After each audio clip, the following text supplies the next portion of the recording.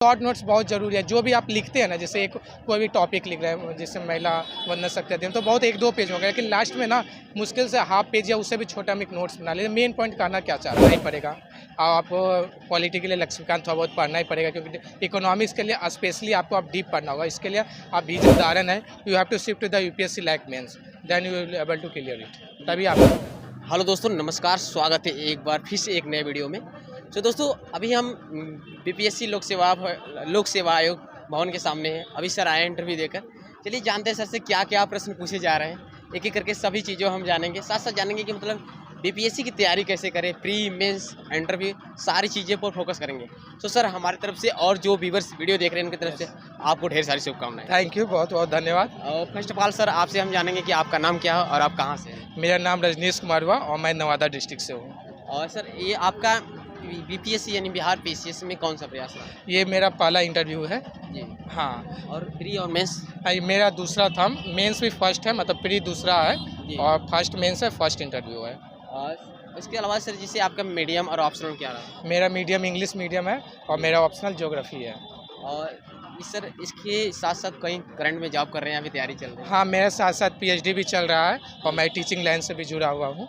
Sir interview में press करने के बाद सबसे पहला क्वेश्चन क्या रहा, किस सेगमेंट से पूछा? सबसे पहले जैसे मैं इंटर किया तो वो बोले आपका हॉबी क्या है, योगा मेडिटेशन। तो उन्होंने पहला क्वेश्चन पूछा, जो बताया रामायण किसने लिखा, महाभारत किसने लिखा, गीता किसने लिखा। तो इजी क्वेश्चन पहले था।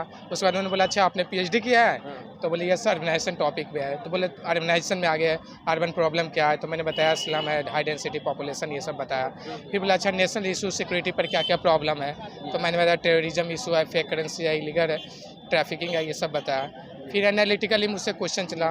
फिर मेरा ज्योग्राफी था, तो लॉन्गिट्यूड लैटिट्यूड में अगर आप 82 डिग्री पर जो होते हैं पांचों स्टेट का नाम पूछा गया, तो मैंने बता दिया।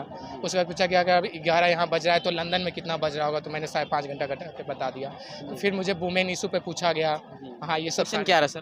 वुमेन इशू पर पूछा गया। बहुत ही अच्छा क्वेश्चन था, एनालिटिकल था कि एक ही घर में बच्चियाँ पैदा होती है तो बच्चे वायलेंट क्यों हो जाते हैं और बच्चे सीधी क्यों निकलती है, जबकि दोनों के। बोले सर इसका कारण है कि हमारे घर में सन को ज़्यादा प्रेफरेंस दिया जाता है, चाहे वो सिंपल हो, कॉपी किताब से लेकर मोबाइल से लेकर सारे फैसिलिटी, तो उनकी मन थोड़ी बहुत तो बढ़ती ही जाती है। बोले हाँ सही पकड़े हैं आप।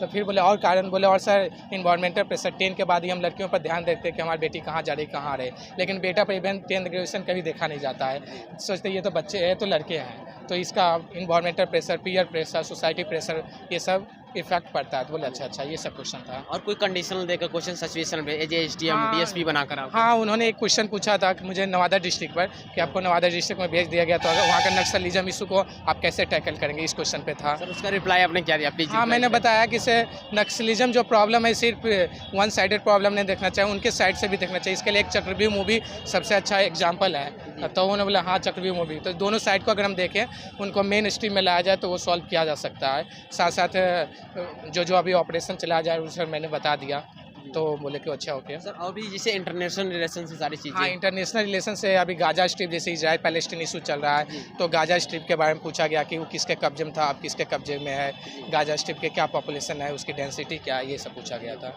और करंट अफेयर से और कोई चीज़ें? नहीं, करंट इतना ही 13-14 मिनट का मेरा इंटरव्यू लगभग चला था। थोड़ा सा जानेंगे सर, अब जैसे 17 बीपीएससी प्रीलिम्स होने हैं, अब इसके बाद होगा, मतलब प्रीलिम्स के लिए क्या स्ट्रेटजी होनी चाहिए? हाँ देखिए, आपको कैसे प्रिपेयर? हाँ देखिए, आप प्रीलिम्स का जो स्ट्रेटजी होना चाहिए वो थोड़ा बदल लीजिए, इसलिए क्योंकि आप 69 से ही क्वेश्चन देखेंगे, 68 से ही अब यूपीएससी पैटर्न हो रहा है। पहले लूसेंट घटनाचक्र से हो जाता था, लेकिन अब आपको एनालिटिकल जाना पड़ेगा। इसके लिए बेटर होगा कि आप यूपीएससी वाला पीटी का क्वेश्चन, क्योंकि इस पर प्रीवियस से बहुत सारे क्वेश्चन थे 69 का, तो आपको शिफ्ट होना का। इवन मेंस पर भी 68 का मेंस जीता जाता उदाहरण है, you have to shift to the UPSC like mains, then you will able to clear it, तभी आपका हो पाएगा। यूपीएससी आपको मूव करना ही पड़ेगा, अब ये नीड ऑफ आवर हो गया है।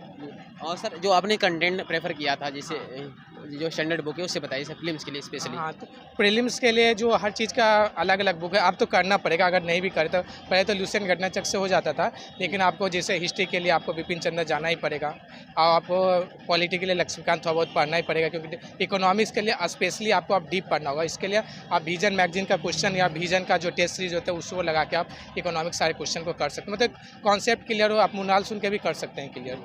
सर करंट अफेयर्स के लिए और सारी हाँ, चीज़ें। करेंट अफेयर के लिए सबसे बेस्ट है आपका जो क्वेश्चन पूछा जा रहा है ना, मंथली मैगजीन को फॉलो कीजिए, साथ साथ डेली न्यूज़पेपर। आप जो स्पीडी या एडिटोरियल लेके वन लाइनर वाला से शायद आप क्वेश्चन नहीं आएंगे, ना मेंस में काम आ पाएंगे ना पीटी में। और सर एक लास्ट क्वेश्चन है कि जो स्टूडेंट तैयारी करें उन्हें अपनी तरफ से और क्या सजेशन देना चाहिए? बस कोई सजेशन नहीं, इसमें सब एक ही है, हम भी एक ही हैं, आप भी एक ही हैं। बस अंतर है कि 2 नंबर मैं ज़्यादा ले आया तो आज यहाँ पर हूँ, आप 2 नंबर कम है तो आप वहाँ पे हैं। बस थोड़ा सा कॉन्फिडेंस रखिए, आप भी यहाँ पे होंगे। Best of luck to all of you. और सर प्री के बाद मेंस का एग्जाम होता है, तो मेंस के लिए अपने आप को छात्र जैसे जो 69 बीपीएससी के अब मेंस के लिए अपियर होने जा रहे हैं, हाँ। तो मेंस के लिए कैसे स्ट्रेटजी क्या होनी चाहिए, कैसे अपियर? देखिए मेंस के लिए आपको पेपर वाइज काम करूँगा। जैसे पेपर 1 में है, पेपर 1 में जैसे फर्स्ट पोर्शन हिस्ट्री है तो वो बहुत सारा सिमिलर क्वेश्चन आता है, तो उसको आप मैनेज कर सकते हैं, ठीक है। दूसरा स्टैटिक्स है, वो भी आप कर सकते हैं प्रीवियस है। लेकिन थर्ड जो है ना डायनेमिक है, आई है, इंटरनेशनल रिलेशन स्कीम्स है, उसको आप ना मंथली मैगजीन से फॉलो कीजिए या पेपर से। जैसे इशू चल, जैसे अभी महिला वंदना योजना चल रही है तो उसको तैयार कीजिए, पार्लियामेंट वाला इशू है तो उसको तैयार कीजिए। जितने भी मेन इजराइल पैलेस्टीन हो रहे तो आइए तैयार कर लीजिए, तो आपका मैक्सिमम हो रहा है। पेपर 2 में आया है तो ज्योग्राफी, इकोनॉमिक्स है, पॉलिटी है, ठीक है, वो सब क्वेश्चन। साइंस टेक है तो साइंस टेक तो बहुत सारे सिमिलर हैं, लेकिन बाकी वो सब क्वेश्चन पे आपको डायनेमिक के थ्रू वर्क करना पड़ेगा। करेंट से जुड़े रहिए, आपका मेंस अच्छा होगा। और सर शॉर्ट नोट्स भी बनाना चाहिए साथ साथ जिससे हाँ, रिवीजन के लिए। देखिए शॉर्ट नोट्स बहुत ज़रूरी है। जो भी आप लिखते हैं ना, जैसे एक कोई भी टॉपिक लिख रहे हैं, जैसे महिला वंदना सत्याग्रह, तो बहुत 1-2 पेज होंगे, लेकिन लास्ट में ना मुश्किल से हाफ पेज या उससे भी छोटा में एक नोट्स बना लीजिए। मेन पॉइंट कहना क्या चाहता है, pros and cons, 4 point pros, 4 point cons, तो बहुत अच्छा नोट्स बन जाएगा। और थैंक यू सर, अपना कीमती समय देने के लिए बहुत बहुत धन्यवाद। थैंक यू, आपको भी बहुत बहुत धन्यवाद। Thank you sir, all the best, Okay. STM बने। Thank you.